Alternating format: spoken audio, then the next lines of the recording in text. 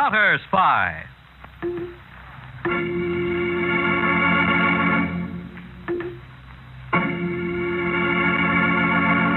Washington calling David Harding, Counterspy.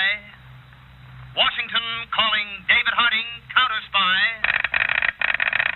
Harding, Counterspy. Calling Washington.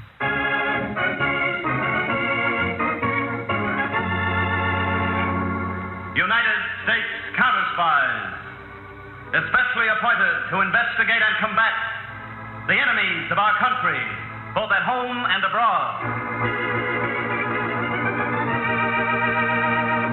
These Counterspy reports to the American people are brought to you each Friday night.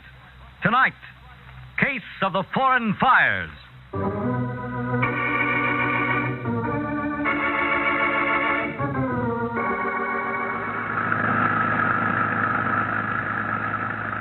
There it is. Defense Department Storage Depot number 3. The gate's about 100 yards from this corner, isn't it? Yes. Drive right up to it. See if the sentry's awake.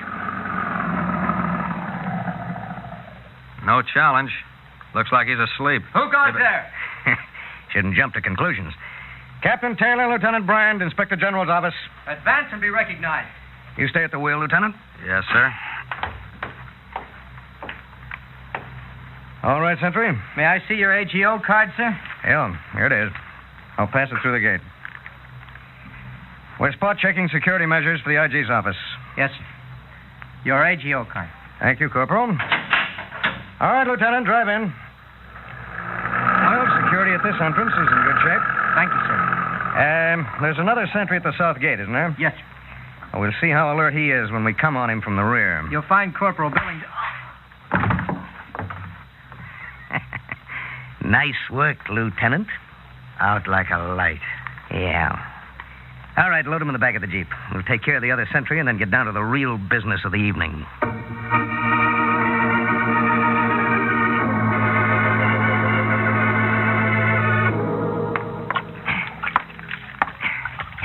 That does it, Lieutenant.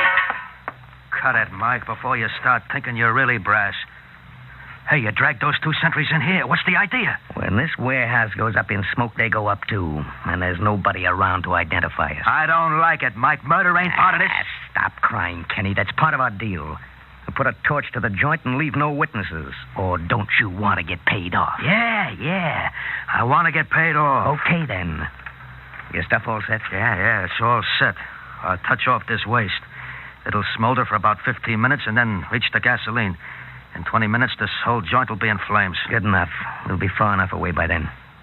All right, touch it off and let's beat it. Right. All right, let's go.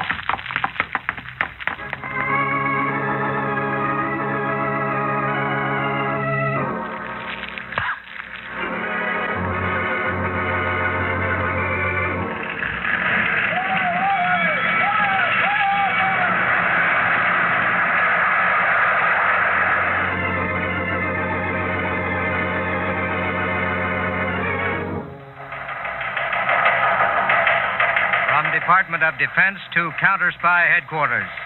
Request immediate investigation of fire in our storage depot number 3, Hagerstown, Maryland. Fire consumes stockpile raw materials for defense. Therefore, request this investigation be given personal attention of David Harding, Counterspy Chief.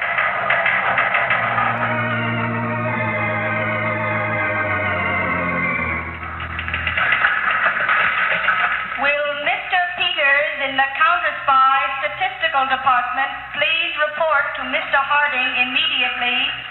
Will Mr. Peters in the Counterspy...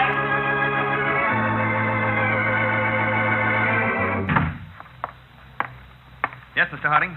This teletype just came in from the Defense Department, Peter. Huh? The raw material was cinchona bark. Cinchona? That's what they make quinine out of. Yes. And building up a big stockpile of it. This fire may have destroyed a third of our entire supply. Any more details than this, Chief? No, not right now. That's why I want you to go up there and take personal charge for me. Will do. Now, our Baltimore field office has already been notified they'll have a mobile laboratory and agents on the scene by the time you get there. Good. And, Peters, I want your investigation to be thorough and send me complete reports. From the sparse details we've gotten so far, it's barely possible this fire may be of accidental origin. But not likely, hmm? No. Not when we know how valuable quinine would be in the event of any armed conflict in the East or the Near East. No, Peter, I'll lay odds you'll find evidence of sabotage.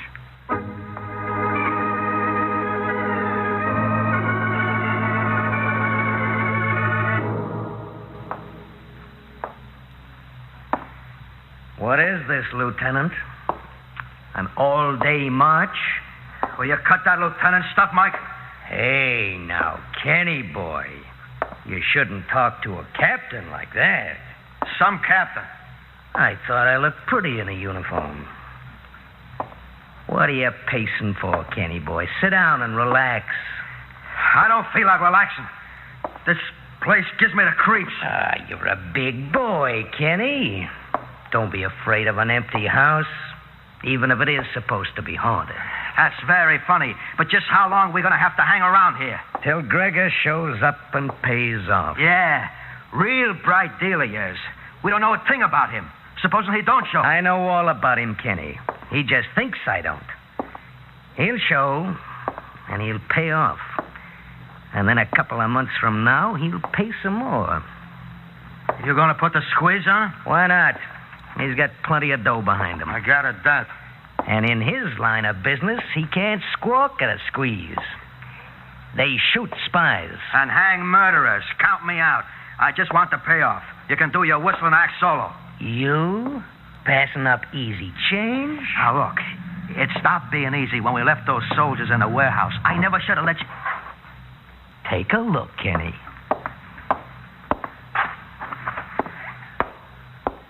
Gregor and that tomato of his, Irene. Yeah? She can climb in my cell at any time. Okay, Mike, okay. You take the tomato, I'll take the lettuce. Long green bills. Let's get this payoff over with fast and wash up the deal, huh? Well, then let the man in, Kenny. Oh, Gregor, Irene. How do you do, Kenneth? Michael? Hi, Gregor. That hi in front of Gregor always sounds so incongruous. I'll take English lessons. You want to teach me? It might be interesting. Irene, Let's cut the chatter and get down to business, huh? that's what I like. The direct American approach. You owe us 5 G's. Pay off and we'll wind this up. G's? He means thousands, Gregor. Of dollars, Gregor. Oh, of course, Michael. What about the other project, shall we say? Well, let's settle this Wait first. a minute, Mike. What other projects? Didn't you discuss them with your partner, Michael? Shut up, Kenny. I'll talk to you later. You'll talk now. Were you cooking up a deal with this character for more jobs? He was. We had in mind several projects, the first of which was a rubber stockpile I would be most happy to see vanish.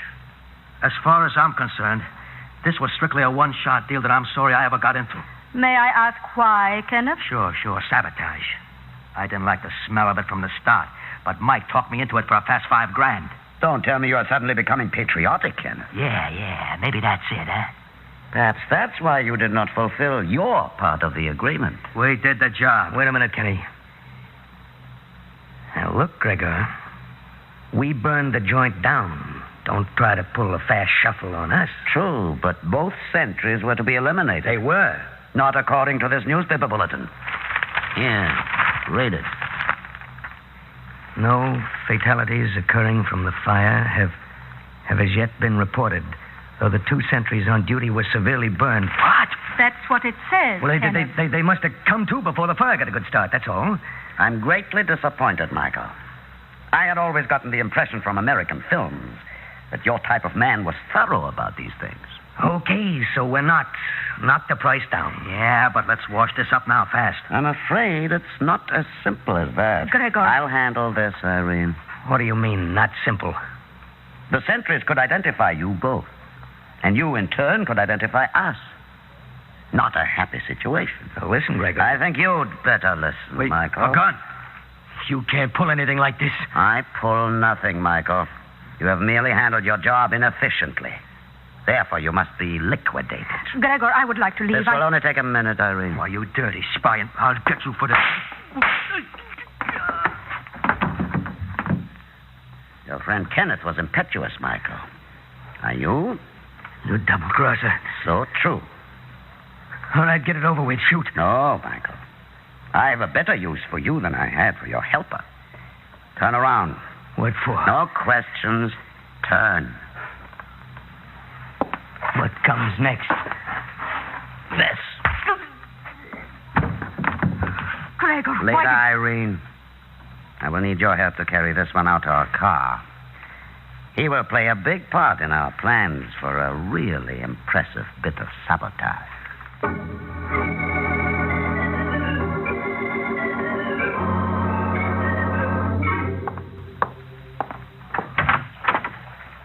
Mr. Harding. Where are you, Chief? In here, Peters. Shaving. Oh. Stepping out for the night? No, I've been here in the office all day waiting to hear from you. Thought I'd save some time by shaving now. All right, I'll wait till you finish. Oh, go ahead. Talk while I shave. I'm almost through. Well, Chief, there's no doubt the fire was sabotage. Yes, I gathered that from the news flash about the sentries there. How are they? Suffering from shock and second-degree burns. Yeah? Couldn't question them? Little. One of them said he could identify the men who did it, and that's when the doctor ushered me out of the room. When we'll be able to question them more thoroughly. Well, the doc said probably tomorrow, day after at the latest. Oh, good. The best part about it, Chief, is this. We've got a clear set of fingerprints on one of the arsonists. Fingerprints? Where? On the leather-tied belt the sentries wear on guard duty. The sentries apparently were dragged into the warehouse by those belts. Oh, that's great. I'll get that, Chief. Our fingerprint section's classifying the prints now. We may get an identification out of it. Well, I hope so. Hello? Yes, this is Mr. Harding's office. No, this is not Mr. Harding speaking. Just a moment. For you, Chief. A female. Well, I'll be right there. What's she look like, Chief? Or is it a secret? Stop trying to be a comic. Give me that phone. Yes, sir. Hello? Is this Mr. David Harding? It is. You would perhaps like to know something about the fire in the defense warehouse in Maryland. Why, of course. Who is this? I will meet you if you can guarantee me protection. If you've got anything to tell us, you'll be protected to the full extent of our ability. Very well, then. I will come to your headquarters. When? How will we know you? What is it, Dave? Shh, wait. I will be there in half an hour, wearing a camel's hair coat and black tam. Yes? Meet me at the entrance to your headquarters. And when I am safely in your custody, I will tell you not only about the fire, but about plans that are being made for even greater sabotage against our country.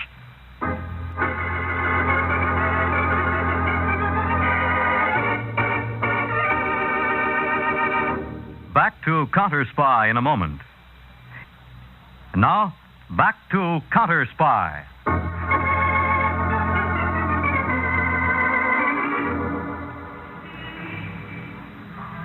You sure she said half an hour, Mr. Harding? That's what I heard, Peter. It's almost 40 minutes since the call and no camel's hair coat and black tam yet. Well, we'll just have to wait.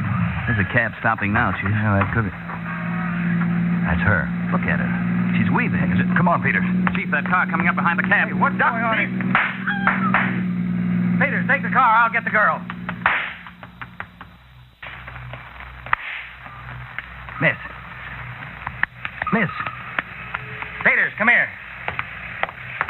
My shots went wide, Chief, but I got the license number and make of the car. Get it right up to our radio communications room and out to the Washington Police patrol cars. Right. And call our medical section. Tell them to send a stretcher out here. This girl's been hit bad.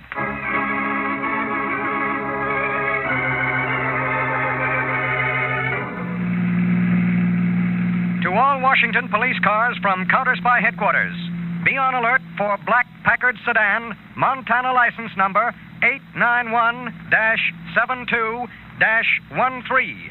Occupants armed and dangerous. If car spotted, notify Counterspy headquarters immediately. That is all.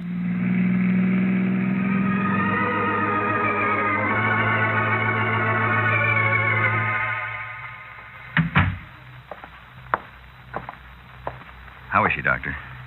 Is it serious?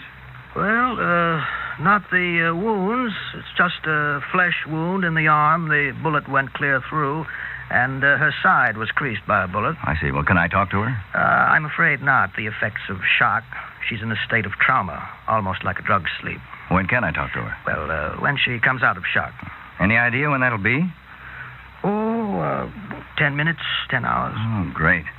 Will you mind standing by until she does come out of the shock? I'll want to talk to her immediately. You better check the fact that I can. I'll be standing by, Mr. Harding. Do you want to move her, or will she be all right in that couch in my office? Oh, better to let her remain where she is. All right, whatever you say.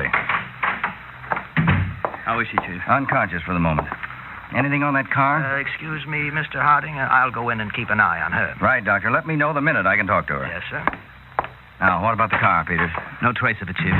But there was a report just a few minutes ago of a car accident on the banks of the Potomac. Oh? A black sedan went into the river. I'm having it raised now, and I'll bet it's our baby. Empty. Did you check on the Montana license? Yes. I called our field office in Montana. They'll wake the clerk of the Motor Vehicle Bureau and get to us as soon as possible. Good. What about the bullets? We found the 3 of them on the steps to our headquarters, Chief. The laboratory's got them now. Meanwhile, we got an unexpected break. Yeah, what?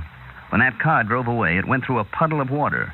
And we've got a beautiful set of photos of the tire tracks. Good. I've put them through the regular routine. We'll have agents checking them as soon as we raise that car from the river. That's fine, Peters. Now, any report on the fingerprints on that sentry's belt? Not yet, Chief. I'll check that right away. Okay. But first, Peters, let's take out some insurance on the girl. How? There are a bunch of reporters in the lobby very anxious to know what this is all about. Tell them the whole story, but embellish one fact. Tell them the girl was fatally wounded. Okay, Chief. Now, you keep me posted on the results you get from the bullets and the tire tracks. I'll stick here. I want to talk to that girl the minute she regains consciousness.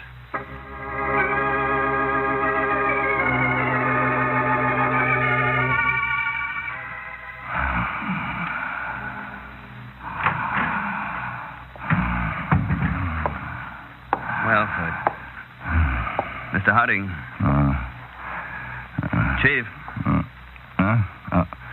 Oh, Peters. Fine thing. While I'm running my feet off chasing lab reports. Never mind, Peters. This job, you have to catch your sleep while you can. That sounds good. Besides, that's why it's good to be the boss. Oh, what time is it? That's more like the reason, and it's almost 2 in the morning. 2? Well, that girl's been unconscious for almost 3 hours. Just about. Hope she comes around soon. Oh, what have you got? Well, the prints on the sentry's belt belong to a guy we've got in our files. American? Yes. Michael Deacon, a small-time arsonist.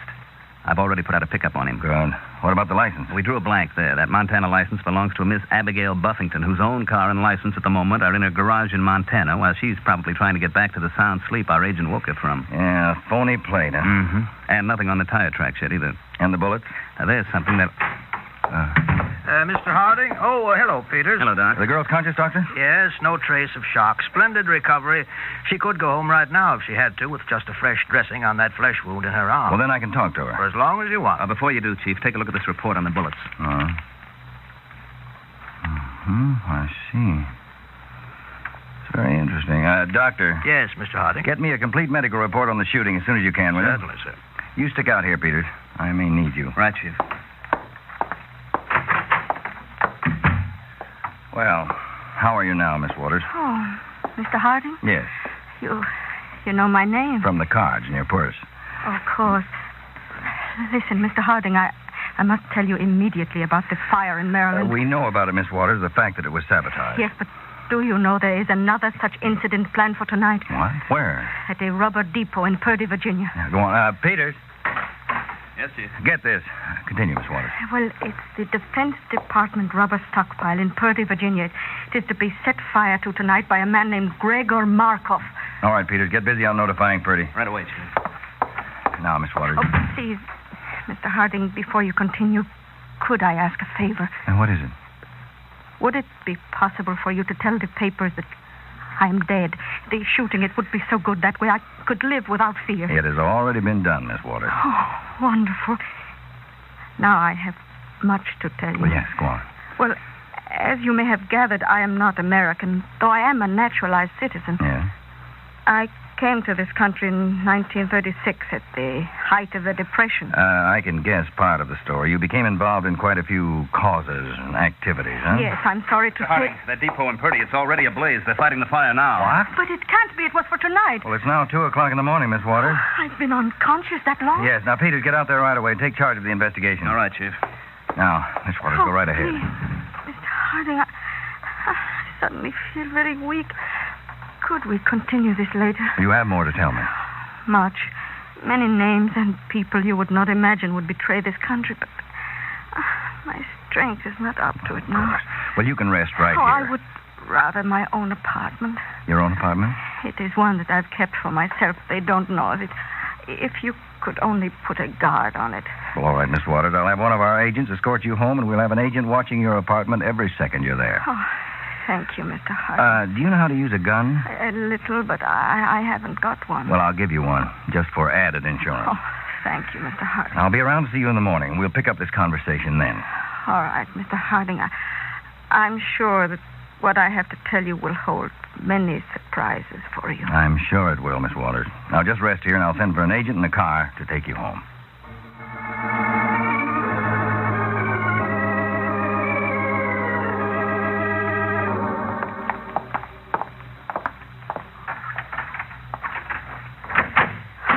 Thank you, Mr. Crandall. That's all right, Miss Waters. You will be at my door all night. Well, that's the job Mr. Harding gave me. Don't worry, I'll be here. That is good to know. Good night. Good night.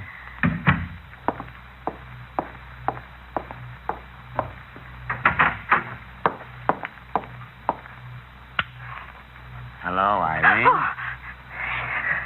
Gregor, you had plenty of time? More than enough. How did your part go? Perfectly.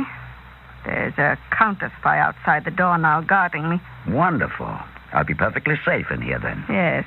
The depot is destroyed? I'm afraid not completely, but that's unimportant. The main item is for you to gain the confidence of the counterspies. What about Michael's body? In the depot, burned beyond recognition. But my rings, watch, and identification are all on him. Well, that will confirm my story about you. Should be the first step in getting you into the confidence of the counterspies. Yes, but I'll have to have more to tell Mr. Harding when he comes here in the morning. There will be plenty to tell. Here's a list of names of people who have aided us in the past. You can betray them. They will do some talking themselves. They can tell nothing of value. The important thing is to get you firmly into Counterspy headquarters. Then we will be able to learn much of value to us. I hope so, Gregor. How's your arm, my dear? Throbs a bit, but otherwise all right. It was fortunate we made the 2 wounds before I left for the Counterspy headquarters. At least it allowed us to control the seriousness of the injuries. It was almost a mistake, Irene. I noticed you staggering when you left the cab. If you had collapsed before I had a chance to fire... I didn't. But I am ready to collapse now, so let me retire. I would like to be fresh for the fairy tales I must tell Mr. Harding in the morning.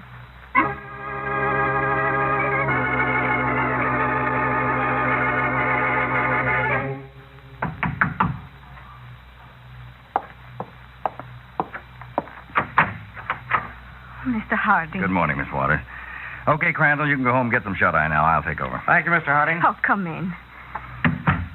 Tell me, how do you feel this morning? Excellent, but the fire in Purdy, was the rubber depot a total loss? Not quite, but I'd like to show you something. Yes? This ring and this watch. Have you ever seen them before? Yes. They are Gregor Markov's. Where did you get them? From a body found in the fire. Gregor dead? The way we reconstruct it, he set fire to the depot. He started to leave, and he must have slipped on some oil slick. He was knocked out. That was it. Fracture of the skull. Gregor dead. Wonderful. Now, Mr. Harding, I can speak without fear. Except for the fact that the body wasn't Gregor's. What? There were enough fingerprints to identify him as one Michael Deacon. I don't understand. And the gentleman had been dead for at least 3 hours before the fire started, so he couldn't have set it off. Which makes me think, Miss Waters, that your quick acceptance of Markoff's death is a little too convenient. Stay where you are, Mr. Harding. Don't forget you gave me this gun yourself. Now we're out in the open, huh? Quite. Gregor! I heard, Irene. So, this is Gregor Markoff. Yes, Mr. Harding. It's a shame your American methods of crime deduction are so efficient. A beautiful scheme to gain the confidence of the counterspies. With you in this apartment, we'd have been guarding the very man we'd be searching for. It's too bad. It's a total loss. Not a total loss, Mr. Harding. Oh? At least from this we can salvage your death, which will be quite a blow to America's counter-espionage forces. You think you'll escape? Perhaps not. But it's a good bargain. Our lives for yours. Sorry, Mr. Harding. Stay where you are, both of you. All right, Peters. Just keep them covered. You've got 3 more shots, Miss Waters. Why not use them? They're blanks, too. Blank? What is this? Another example of American methods of crime deduction, Markov. Miss Waters, you were under suspicion from the moment you left our headquarters last night. But why? I said nothing. No, but your wounds did, as well as the bullets that were fired at you. Our laboratory report showed that the bullets never entered your body. No traces of blood or flesh. And the wound in your arm was parallel to the ground, not at an angle, as it would have been if you'd been shot climbing the steps of Counterspy headquarters. That's why we decided to give you that gun and see how far you'd carry this. Better not move. This gun isn't loaded with blanks. Just move them in one direction, Peters. Out. We'll really show them the efficiency of our American methods in dealing with spies and saboteurs.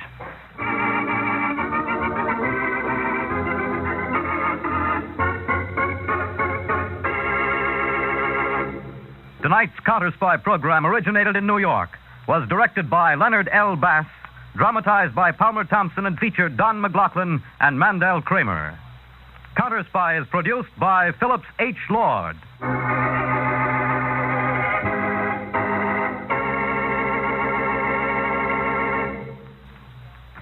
3 chimes mean good times on NBC.